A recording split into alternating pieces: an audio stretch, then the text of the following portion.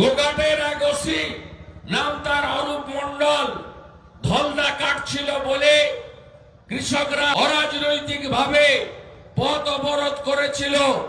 তাদেরকে নমস্কার করে হাত জোড় করে তুলবি কোথায় না তুলে বলছে কোন শুয়ারের বাচ্চা চাষি, এত বড় সাহস হয় কোত্থেকে।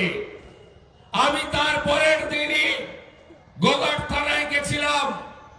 এই চাষিদেরকে শুয়ারের বাচ্চা বলে যে মমতা পুলিশ সম্বোধন করেছিল, থানা ছেড়ে পালিয়ে গেছিল। আপনাদের আমি কথা দিতে পারি, বিজেপি সরকার তো করবে, 1-1.5 বছর মধ্যে বিজেপি সরকার হবে। এই অরূপ মন্ডলকে ওই কৃষকের বাড়িতে নিয়ে গিয়ে